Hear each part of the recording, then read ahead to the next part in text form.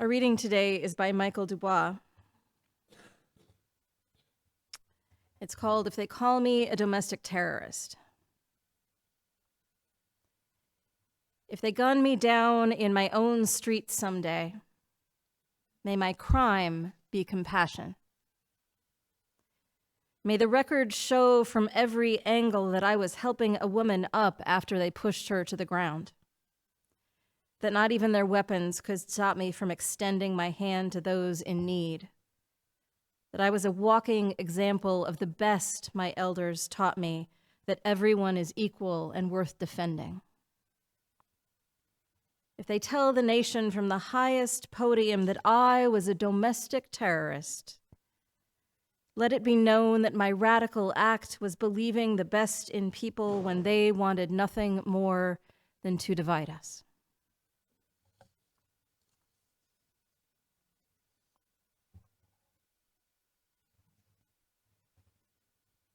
Faithfully, according to dictionary.com's second definition, means remaining true to one's promises, allegiance, affection, or beliefs. Loyally. The Cambridge Dictionary defines defy as to refuse to obey a person, decision, law, or situation, etc. And the Encyclopedia Britannica defines authoritarianism as a political system where power is concentrated in a single leader or small elite with limited political freedoms and no competitive elections.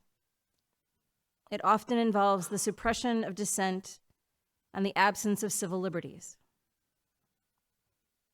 We are not yet completely to authoritarianism, but according to Nicole Presley and Jennifer Nordstrom, who led our session at the Unitarian Universalist Ministers Institute that I attended 2 weeks ago, we are firmly in what they call the authoritarian window.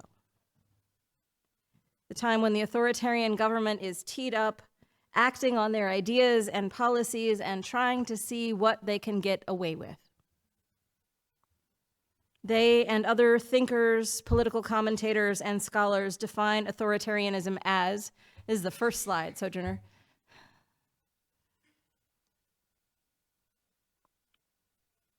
It's all right. Concentration of power in the hands of a small group of people who act in ways that are not constitutionally accountable and who maintain that power through repression and threats of acts of violence. A concerted effort by a network of organizations and institutions to legitimize an oppressive system. The misuse of the power of the state to advance the personal and/or partisan desires of a leader. Often emerges legally by democratically elected leaders who then subvert democratic norms and institutions. A slow and quiet advance over a period of years where small battles weaken the foundations of democracy. I think that's good. Thank you. I've spoken before about characteristics of authoritarian leaders, particularly about Jason Stanley's work on the 10 tactics of fascism, which I learned about through Reverend Cecilia Kingman. Stanley, who is a professor at Yale, writes of the tactics of fascism and says that it's a system based more on the tactics than on the beliefs.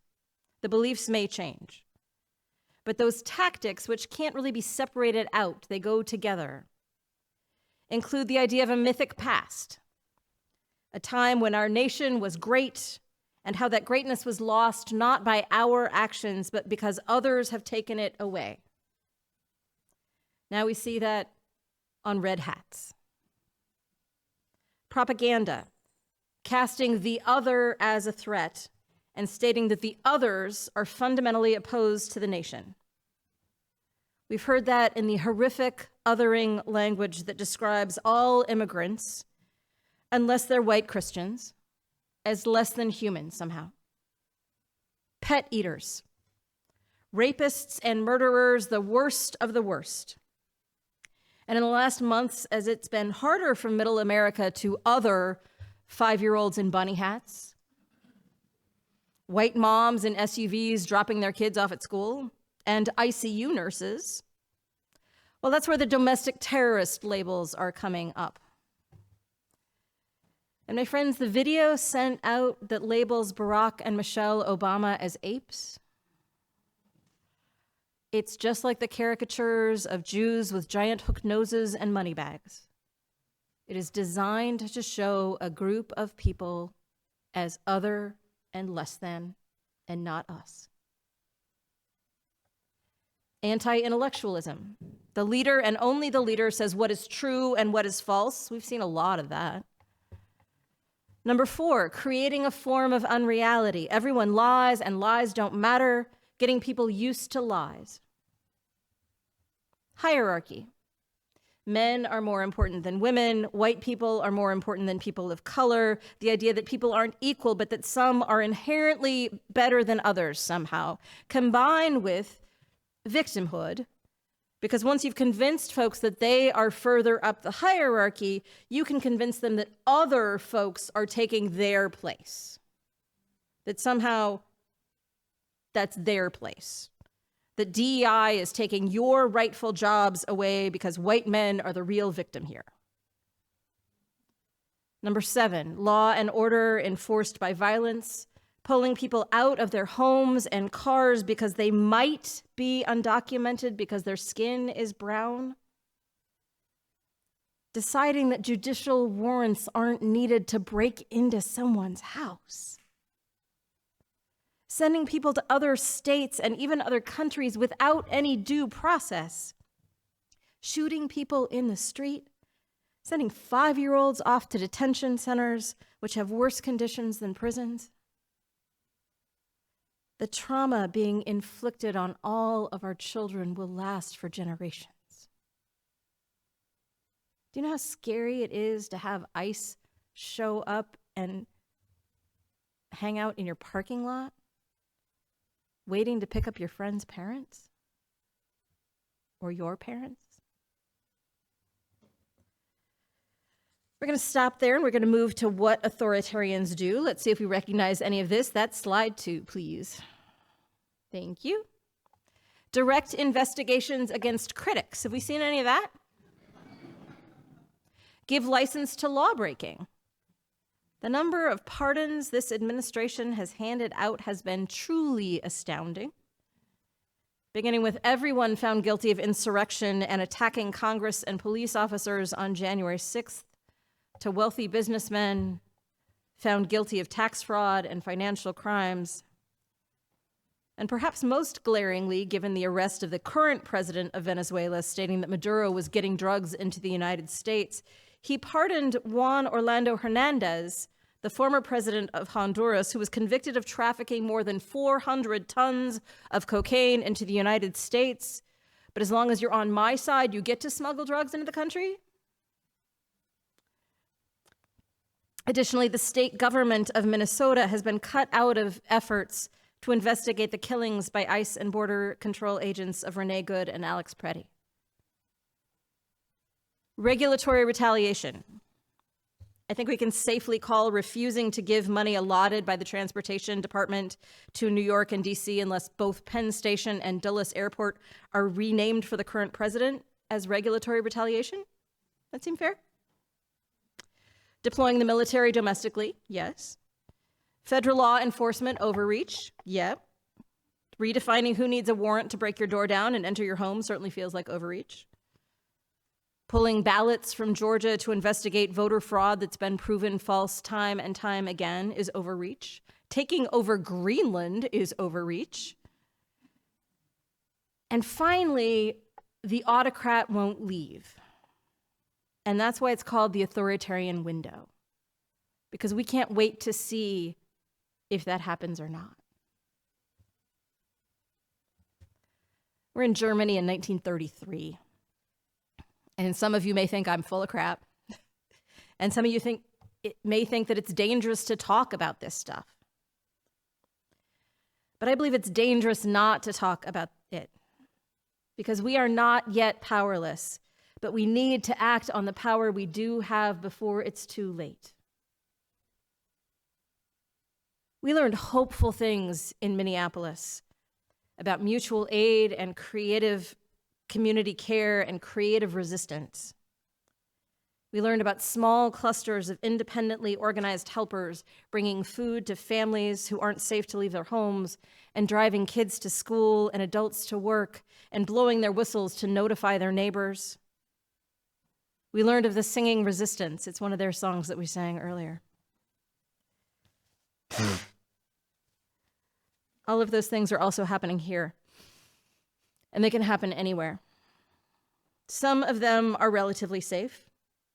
Some can be risky.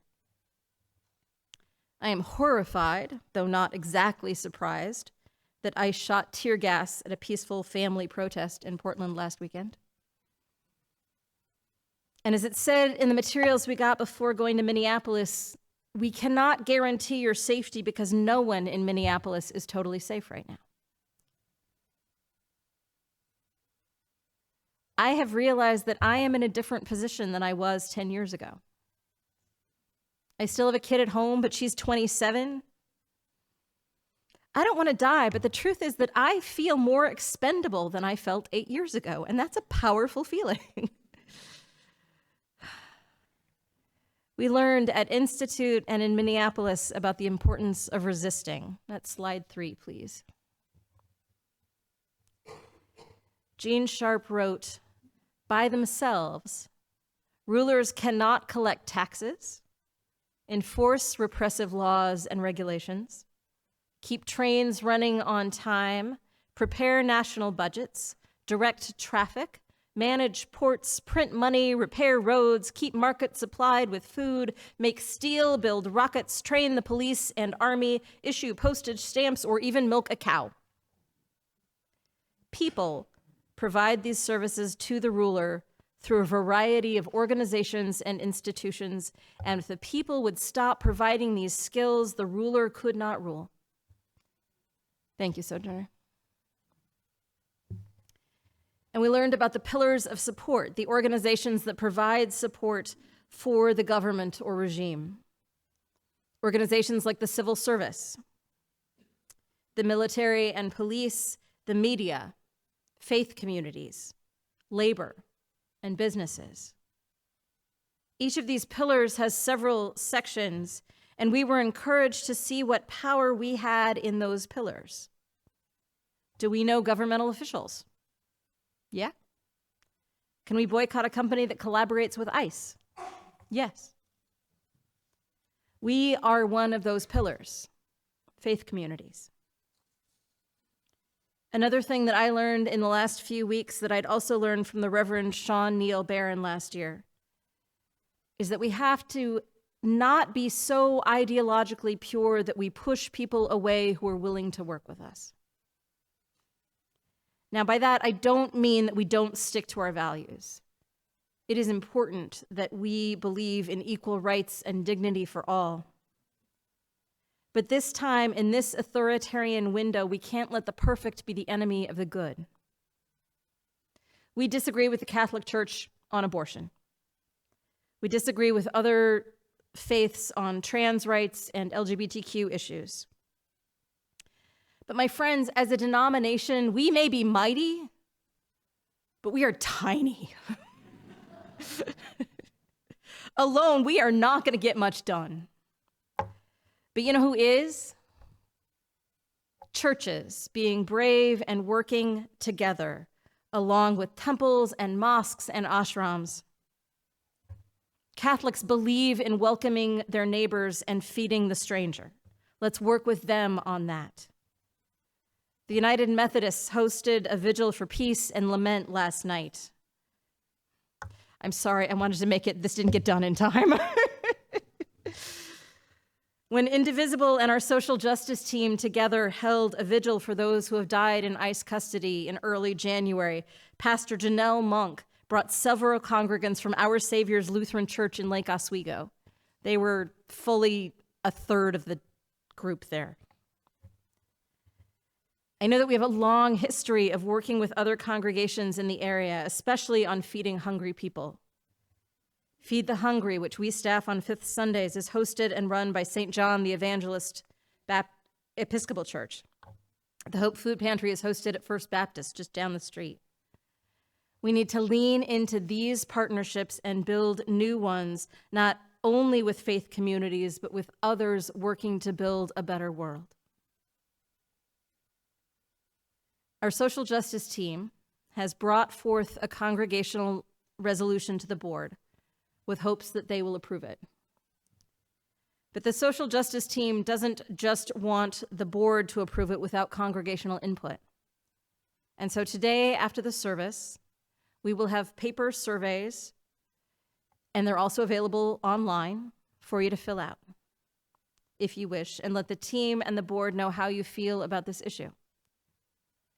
The team took the action of immediate witness that was passed overwhelmingly at General Assembly last year and edited to make it more fitting of us and our context,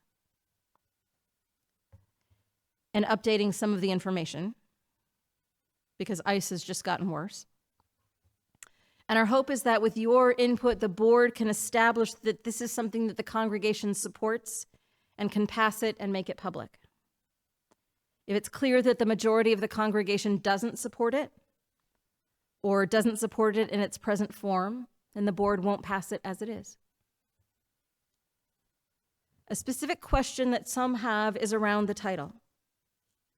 We have 3 possible titles. From the perhaps safer and less controversial, a congregational resolution reaffirming our commitment to democracy, to the UUA's reaffirming our commitment to democracy through faithful defiance of authoritarianism. No one ever said the UUA was succinct in their wording. To a solid statement of a congregational resolution in faithful defiance of authoritarianism. Passing a resolution alone will not change the world. But both the Unitarian Universalist Association and the social justice team see it as a starting point, a way of taking a stand at this time to say that we believe our neighbors are worth protecting, and we don't like the creep towards authoritarianism that we see happening around us. Timothy Snyder, a public intellectual and author of 16 books to date, including the very popular On Freedom, has written a smaller book called On Tyranny, 20 Lessons from the 20th Century, in which he writes very brief essays about how to combat the type of authoritarianism that led to Nazi Germany, that led to fascist Italy and communism in Eastern Europe, and the current Orban government in Hungary. The rise of these governments have given us some clues as to not only the authoritarian playbook, but how to stop it. I'm going to share just a few of them today, but I commend the book to you. It's very short. The first one is do not obey in advance. Most of the power of authoritarianism is freely given. In times like these, individuals think ahead about what a more repressive government will want and then offer themselves without being asked. A citizen who adapts in this way is teaching power what it can do. The examples that Snyder gives include the way that Austria responded to Germany's takeover of their country in 1938, with Austrian Nazis demanding that Austrian Jews scrub the streets of signs of an independent Austria. It wasn't so much that as the fact that others watched with amusement as their fellow citizens were abused and debased. That was the moment that had happened in Austria.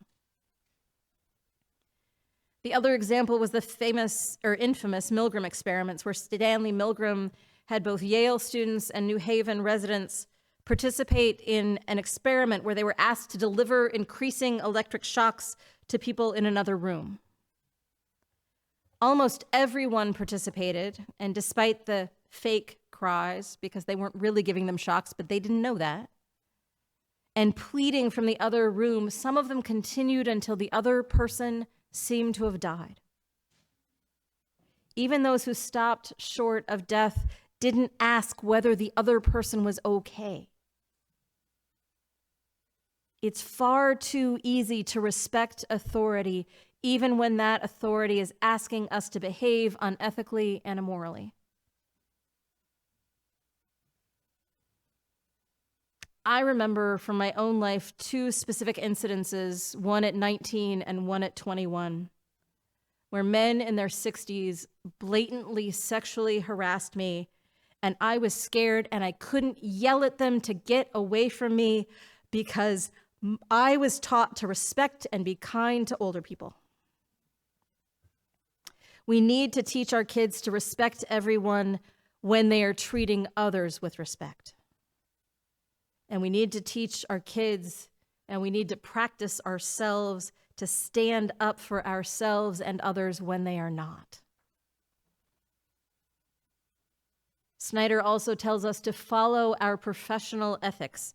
Lawyers are resigning in droves because they are being asked to do illegal things. Follow them. Make small talk and eye contact. In a world of fear, being seen and acknowledged goes a long way. Investigate. Pay for quality news. Read books and long-form articles. Do not trust the internet for all of your news. Don't be afraid to stand out, because without somebody visibly saying no, everyone else is more afraid to. And that, because we need a lighter moment, brings me to the Portland Frog Brigade. Their mission statement says that they are a nonviolent art activist collective that models and advocates for peaceful, creative dissent. Through play, spectacle, and humor, we speak truth to power, undermine fear-based narratives, and amplify the work of resistance organizations by providing them with direct material support, practical services, and visible solidarity in defense of democracy and human dignity. Creative, nonviolent dissent is one way change happens. You remember the photograph of the woman in the gorgeous dress putting flowers in the barrels of rifles? To hundreds of people singing outside an ICE detention center. Peaceful, creative dissent is another way we gather strength to resist, and we tell other people that if they resist, they will not be alone. And resisting is what we must do now. And I would say publicly, I remember hearing the Reverend Tyler Connolly, who is the conference minister for the local United Church of Christ, speaking about the United Church of Christ church in Hood River. He said that they were close enough to the train station to hear the trains that took away their Japanese American neighbors to internment camps in Montana. But he couldn't find any public record of their opposition. No board reports, no board minutes, no congregational resolutions or public statements. I do not want people saying that about us in 50 years. I know what we believe.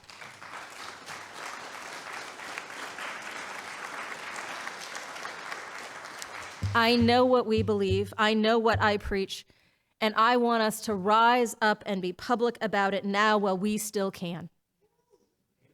Whatever we call it. We must faithfully defy authoritarianism, my friends. We are called by our faith, by our sense of justice and dignity and love. I believe that we are at a time where we must risk discomfort and maybe even fear in defense of our neighbors and in defense of our democracy. May it be so.